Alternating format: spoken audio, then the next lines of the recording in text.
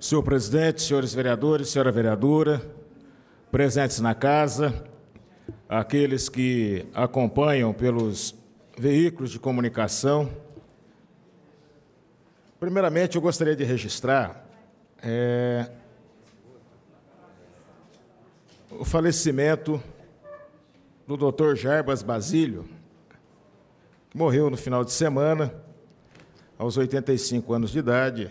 O professor Jarbas foi ferroviário, foi advogado, deu aula em várias faculdades aqui em Bauru, também era da Academia de Letras, né? E faleceu aos 85 anos. Então fica aqui o nosso pesar à família do professor Jarbas, ao Almir Basílio e toda a família pelo falecimento do professor Jarbas, que era uma figura fantástica, que nós pudemos conhecer e conviver com ele durante um bom período da vida. Uma outra questão que eu gostaria de abordar é expressar a nossa solidariedade ao presidente e ao vice-presidente da Associação dos Cabos e Soldados do Rio de Janeiro, que foram presos ontem na cidade do Rio de Janeiro, porque estavam discutindo a importância de se organizar uma greve da Polícia Militar, porque eles estão sem receber os seus salários, né, tanto os servidores da ativa quanto os inativos, já há algum tempo. E a falência do Rio de Janeiro, ela é muito fácil da gente entender por que ocorreu, né? A política do Estado do Rio de Janeiro, a política de concessões, a política de colocar a previdência do Rio de Janeiro no mercado especulativo do petróleo, enfim, todas as receitas do Rio de Janeiro, principalmente aquelas que envolvem os servidores do Rio de Janeiro, foram dadas e colocadas nas mãos dos especuladores do royalties de petróleo. Junto com isso, nós temos que levar em conta todo o processo de corrupção praticado pelo governo, os sucessivos governos do Rio de Janeiro, hegemonizados pelo PSDB, pelo PMDB, né? E que fizeram sucessivos governos, tanto no governo do Estado do Rio de Janeiro, quanto na prefeitura do Estado do Rio de Janeiro.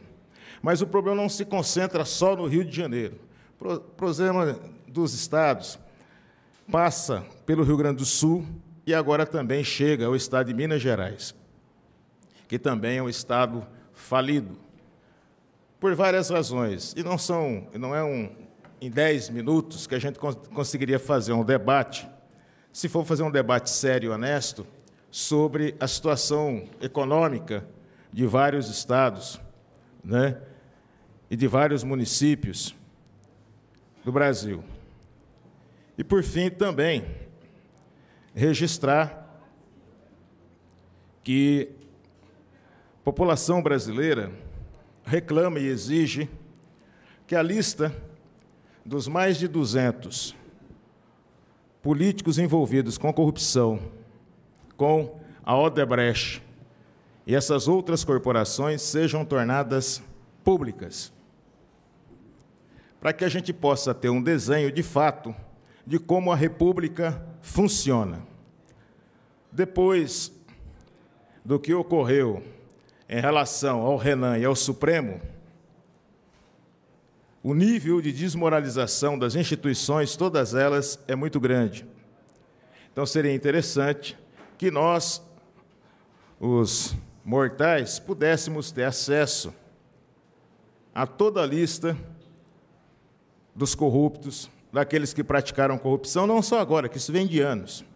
Começou lá com os anões do orçamento. Tinha até um deputado que ganhava toda semana na loteria. O João de Deus.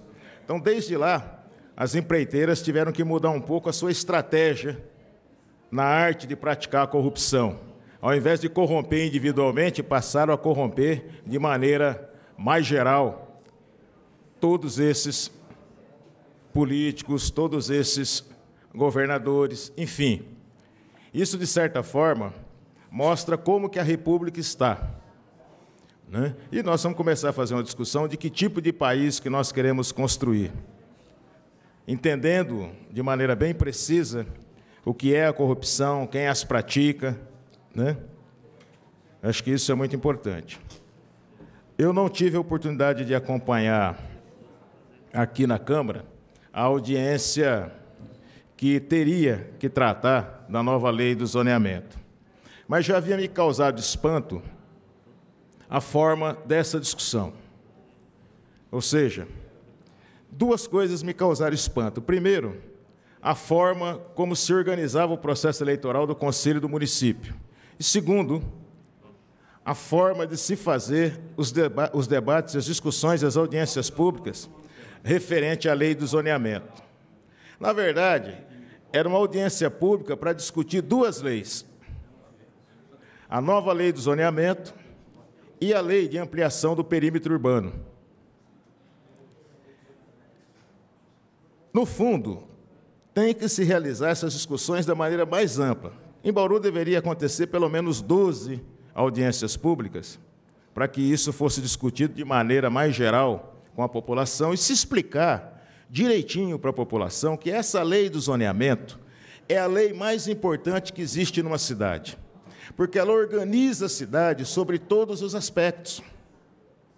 Quando você faz só uma discussão técnica e não explica politicamente o que é essa lei, a maioria da população não entende.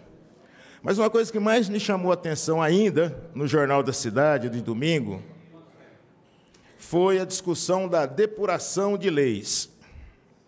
Eu venho tratando desse assunto e, certas horas, a gente reflete bastante, né, para tentar entender que esquizofrenia é essa que existe na cidade de Bauru, pelo menos para alguns, quando a gente discute o parcelamento e uso do solo. Veja, senhores, o plano diretor participativo, ele é novo. E durante 8 anos, esse vereador ficou discutindo aqui, propondo nessa casa, a regulamentação de algumas questões do plano diretor. O RIV, o Estudo de Impacto de Vizinhança, e o relatório de impacto de vizinhança foi um. Nós travamos debates aqui nessa casa sobre isso. E, na legislatura passada, aprovamos a lei do estudo de impacto de vizinhança. Só para ter uma ideia, a falta do estudo de impacto de vizinhança retirou de Bauru, segundo dados da promotoria, na época, o promotor Dr. Garbos, do início de 2009 a 2014, em torno de R$500 milhões em contrapartidas. Dentro do estudo de impacto de vizinhança, que trata de maneira mais geral, foi discutido para outros empreendimentos o TRT, que é um termo de referência técnica. Esse termo de referência técnica também trabalha, né, estabelecendo critérios para esses empreendimentos. Eu fico muito preocupado quando o secretário interino que está hoje na CEPLAN diz que se torna necessário rever todas essas leis. E, principalmente, quando se faz uma discussão de que se teria que constituir um EIV único, um relatório de impacto de vizinhança público, para que não houvesse gasto com isso. Seria interessante que a nova gestão pudesse explicar como que ela vai fazer um único estudo de impacto de vizinhança para empreendimentos, os mais diversos possíveis. Eu não conheço isso na legislação, não conheço isso em nenhum nível de discussão sobre o parcelamento e uso do solo. Então, isso me assusta um pouco. Me assusta um pouco porque nós todos sabemos que aqui em Bauru, aqueles que controlam o parcelamento do uso do solo, que controlam grandes quantidades de terra, exercem uma pressão muito grande sobre o Executivo e sobre o Legislativo. Nós vimos isso aqui muitas vezes. Então, é necessário que a população mantenha-se organizada, mantenha-se atenta, para que a gente possa, de fato, continuar discutindo uma cidade que não seja de interesse de alguns, mas que possa ser uma cidade que coloque no centro o interesse da maioria. E, como eu tenho sempre dito, Bauru é uma cidade extremamente injusta sobre esse aspecto. Nós temos uma das cidades mais excludentes, uma das cidades que pouco garante uma estrutura mínima para a população. Por fim, vereador Sandro, só para registrar, o vereador Natalino me citou em relação a uma entrevista na Rádio Jovem Ouro Verde, Eu repito aqui o que eu disse lá. Lá eu fui questionado do porquê que o vereador Natalino havia pedido o sobrestamento do projeto de lei por 3 sessões. A minha resposta foi simples. Quem teria que prestar conta dessa atitude era o próprio vereador, já que o ato foi dele.